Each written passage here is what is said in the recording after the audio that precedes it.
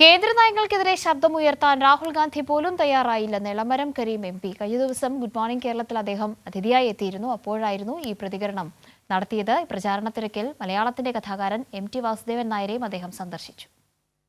കോഴിക്കോട് ലോക്സഭാ മണ്ഡലം LDF സ്ഥാനാർത്ഥി എളമരം കരീമിനൊപ്പമാണ് ഇന്നത്തെ ഗുഡ് മോർണിംഗ് കേരളം ആരംഭിച്ചത്.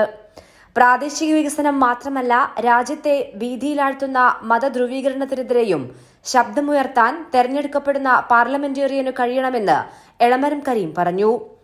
കൈരളി ന്യൂസിന്റെ ഗുഡ് മോർണിംഗ് കേരളത്തിലായിരുന്നു എളമരം കരീമിന്റെ പ്രതികരണം.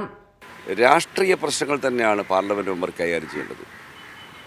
പാർലമെന്റിൽ ഉയർന്നു വരുന്ന ദേശീയ രാഷ്ട്രീയ പ്രശ്നങ്ങൾ, നമ്മുടെ ഭരണഘടനയുമായി ബന്ധപ്പെട്ട പ്രശ്നങ്ങൾ, ഇതിലൊക്കെ എന്ത് നിലപാടെടുക്കുന്നു എന്നാണ് പ്രബുദ്ധരായ ജനങ്ങൾ നോക്കുന്നത്. MPക്ക് പ്രാദേശിക വികസനത്തിനായി അനുവദിക്കുന്ന 5 കോടി രൂപ വീതിച്ചു കൊടുക്കാൻ ഒരു വലിയ രാഷ്ട്രീയ പാണ്ഡിത്യമോ അനുഭവമോ ആവശ്യമില്ല. അതൊന്നുമല്ല ജനങ്ങൾ ആഗ്രഹിക്കുന്നത്. കേന്ദ്ര ഗവൺമെൻറ്റിൻ്റെ നയങ്ങൾ ജനങ്ങളെ ഭയപ്പെടുത്തുന്നുണ്ട്. തൊഴിലാളികൾ, കൃഷിക്കാർ ഇവരെല്ലാം കടുത്ത പ്രയാസത്തിലാണ്. പിന്നെ നമ്മുടെ മതനിരപേക്ഷ രാജ്യം എത്ര കാലം നിലനിൽക്കുമെന്ന ആശങ്കയുണ്ട്. ഇതിനൊക്കെ ഓരോരുത്തരും എന്ത് നിലപാടെടുക്കുന്നു, അതാണ് ജനങ്ങൾ നോക്കിക്കാണുന്നത്. പ്രചാരണ തിരക്കിനിടയിൽ എളമരം കരീം മലയാളത്തിന്റെ കഥാകാരൻ MT വാസുദേവൻ നായരെ സന്ദർശിച്ചു. തെരഞ്ഞെടുപ്പിൽ മത്സരിക്കുന്ന വിവരങ്ങൾ ഉൾപ്പെടെ MTയുമായി പങ്കുവച്ചായിരുന്നു മടക്കം. നിലവിലെ രാജ്യം നേരിടുന്ന സാഹചര്യങ്ങൾ ചർച്ച ചെയ്തതായും എല്ലാ പിന്തുണയും MT നൽകിയതായും എളമരം കരീം പറഞ്ഞു.